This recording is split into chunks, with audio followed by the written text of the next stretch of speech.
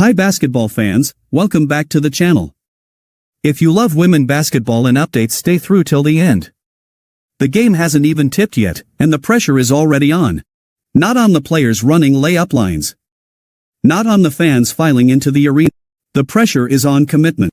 In today's college basketball world, rosters can change overnight. One meeting. One post. One decision, and a player is gone. The transfer portal is always open. Options are everywhere. Patience is optional. And standing in the middle of all of it is Geno Auriemma, the winningest coach in women's college basketball history. The architect of UConn. A man who built a dynasty on standards, trust, and staying long enough to be transformed, now navigating an era where staying is no longer assumed. When Geno talks about the transfer portal, he isn't angry. He isn't defensive.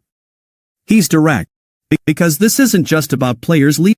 It's about what happens to a sport when commitment becomes conditional, when discomfort becomes negotiable, and when growth competes with convenience. It's about what happens to a sport when commitment becomes conditional, when discomfort becomes negotiable, and when growth competes with convenience. It's about what happens to a sport when commitment becomes conditional. There was a time when commitment in college basketball, you chose a school. The school chose you. And whatever happened after that, good, bad, uncomfortable, you worked through it together. Not because it was easy, but because it was expected. Geno Auriemma grew up in that world. Built UConn in that world. Dominated college basketball in that world.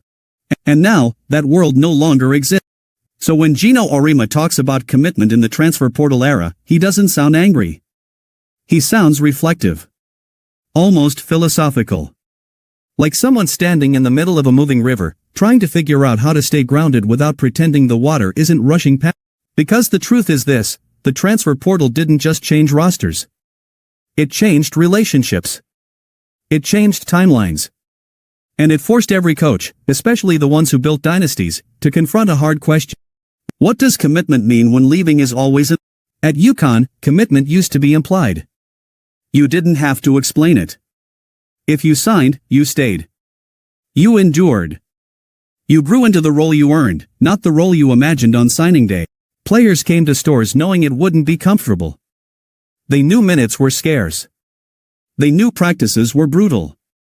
They knew the standard was unforgiving. And yet, they came anyway. Because the promise wasn't playing time. The promise was transformation. Geno never sold UConn as a shortcut. He sold it as a furnace. If you survived it, you came out different. But the transfer portal introduced a new variable into that equation, choice without consequence. Or at least, the perception of it. Now, when a player feels uncomfortable, the question isn't how do I improve? It's where else could I go? And that's not a moral failure. Geno understands. He's been clear about it. Today's players face pressures that didn't exist 10, 20, or 30 years ago. Nil opportunities. Social media scrutiny. Constant comparison. The idea that if you're not playing now, you're falling behind forever. The modern athlete isn't impatient, they're overstimulated. And Geno doesn't but he does challenge it. Because development, real development, has never been fast. And it's never been comfortable. When Geno speaks about commitment now, he doesn't talk about loyalty in the old-fashioned sense. He doesn't say players should stay no matter what. He doesn't guilt them. He doesn't shame. Instead, he reframes the entire idea. Commitment, to Geno, isn't about how long you stay. It's about how you show up while you're there. Do you practice like someone who wants to be great, even when you're not in the rotation? Do you accept coaching that challenges your self-image? Do you compete every day, even when the role isn't what you hoped it would be? That's the commitment he's talking about. And that's where the tension lies. Because the portal makes leaving easy, but staying present hard. In the old system, adversity forced growth because there was nowhere else to go. Now, adversity presents a fork in the road. And Geno has seen both paths. He's seen players leave and thrive elsewhere. He's acknowledged that openly. Not every fit is perfect. Not every program is right for every player. But he's also seen players leave too early, before the lessons landed, before the confidence caught up to the talent, before the discomfort turned into mastery. That's what worries. Not movement, but premature. UConn has never been about instant gratification. It's about layering habits. Building toughness. Learning how to handle expectations that don't disappear when you and that process takes time. The transfer portal compresses pace. When Geno talks about commitment now, he's really talking about identity. About whether programs should bend to retain players, or hold firm and risk losing them. And Geno has made his choice. UConn will not dilute its culture to chase retention. That doesn't mean he doesn't care when players leave. It means he won't beg them to stay at the cost of what makes the program work. That stance is dangerous in the modern game. But it's also honest. Because a culture that changes every time someone threatens to leave isn't a culture, it's a negotiation. And Geno refuses to coach that way. What's fascinating is how this moment mirrors earlier chapters of his career.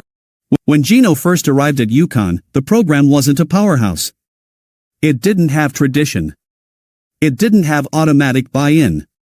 He built credibility by being demanding when it wasn't popular. Now, decades later, he's doing something similar, holding the line while the environment shifts around.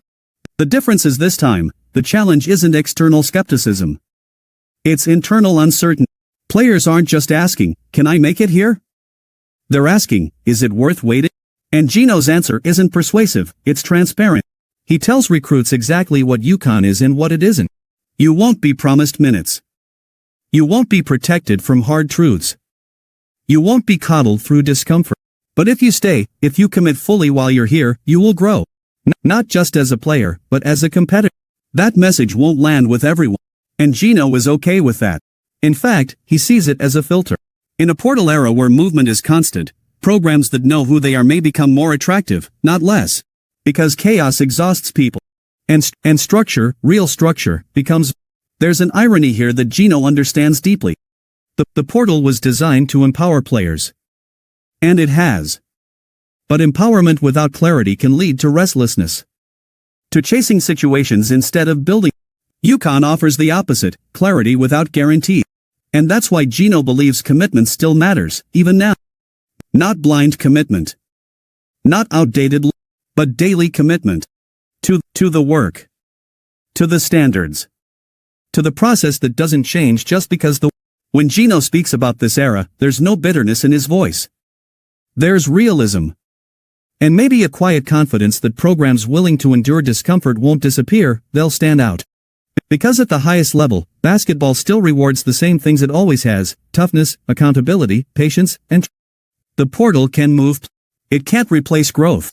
And Geno Auriemma knows that better than anyone. Commitment isn't gone. It's just harder now. And in a game where leaving is easy, choosing to stay and be shaped might be the most powerful decision left.